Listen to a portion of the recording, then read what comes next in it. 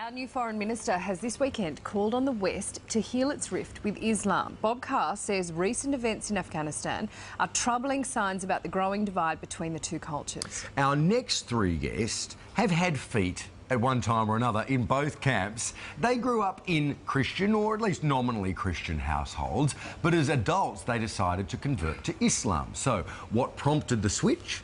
Susan Carland is a lecturer at Monash University in Melbourne. David Stanley is an electrician from Sydney, and Stacey Mohammed is a 25-year-old mum from Brisbane. Good morning to you all. Thanks for joining us.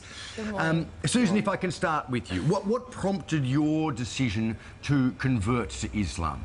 I think I was a teenager when I became Muslim, and I think it was when I was a teenager I started just to have big questions about life, the universe and everything, and I started to explore lots of different answers to those questions, and much to my surprise, Islam seemed to be the one that continually came back to me with the answers that made the most sense to me. So eventually, yeah, when I was 19, I decided to convert. You say you were nominally Christian beforehand. Was your faith always a strong part of your life? Yeah, absolutely. I knew that I always believed in God, and I was raised in a household where we did go to church and those sort of things. And so it was always a very big part of my life and always a very positive part of my life. But I think when I was in my teens, I just started to wonder if I believed what I did because I thought it was true, or if it's just what I'd been raised to believe, and that's what sort of prompted the outward exploration, I guess. Okay, this is really interesting. David, describe your life before you converted to Islam.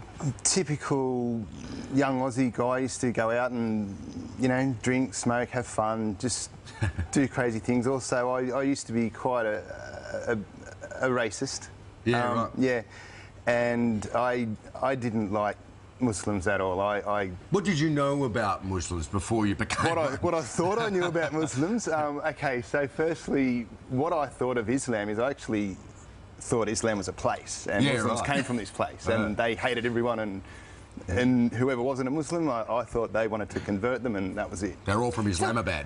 Yeah, pretty much. Yeah. What was the thing that made you go, this thing that I don't know anything about, Well, I now want to join up to? I very quickly, within the first minute of a conversation, I very quickly realised that my perception of Muslims and Islam was completely wrong, and straight away I started questioning myself and who I was and who I thought I was, and they were two completely different people. And so looking at you now, I mean, most people have a vision in their heads of what a Muslim man in Australia looks like, and it doesn't look like you. How has your life changed since you converted?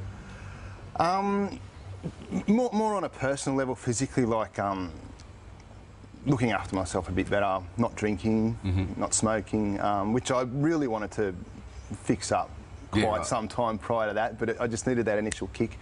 And just being a better person, not judging people the way I used to and denied that I did.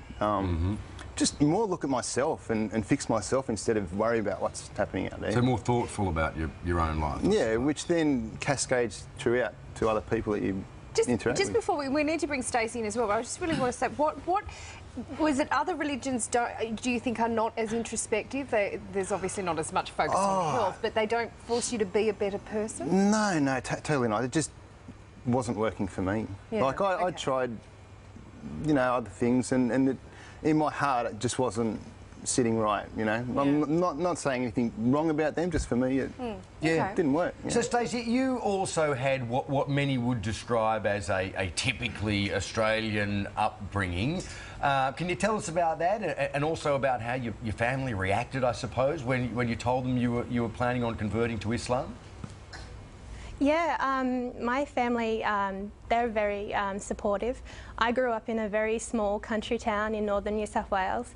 I had a great upbringing. I had a loving family. I'd say I was probably agnostic. So I didn't really tell them about my journey because it was really inner journey rather than, telling everyone about what I was thinking about doing. And I started about 2008, so when I told them in 2010, they already had sensed that there was some changes within, so They handled it really good. And I would say that we're probably closer now that I'm a Muslim than before. Very interesting. Stacey, when you hear about a terrorist attack that is carried out in the name of Allah, what does that, how does that resonate with you, and how far removed is that sort of behaviour from your actual religion? I feel sad because I would feel sad if any innocent person died overseas or here. Doesn't matter what religion, any innocent person's death is quite sad. But I also feel sad because my religion is misrepresented, and I know in myself what Islam is, but you can't really show that on a 30-second news clip every night. So it's quite complex. And I feel like quite sad because I'm going to be representing Islam and people are going to look at me like I'm linked to terrorism.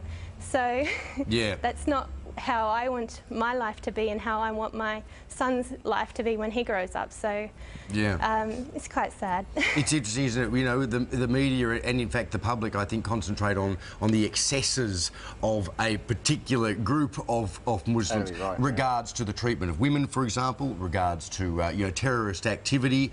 But we don't look at the Irish, for example, who blew each other up for, you know, 100 years and say, oh, it's because they're Christians, they're all terrorists. You know, we don't look at people in the deep south of America who have a very strict attitude towards the place of women in their house and feel fearful of them because of the way they treat their women, you know. I guess it's one of those things. It's about education, isn't it? Totally. Islam did become, you know, post September 11, a religion that was not really known about and therefore feared. And then all of a sudden, it's oh wow, it's all this killing because of Islam, and so of course it's going to instill the fear into normal everyday people. I mean, you know, I think it's a discussion definitely worth having, and we'll have to have it some other time because we're out of time right now. But yeah, maybe we can discuss next time, you know, where Islam itself sits on those extremities of I guess, more a cultural thing than a religious thing, Anyway, look, thank you so much for joining us all this morning. Susan, Stacey, David, thank you very much. Lovely to have your company. Thank you.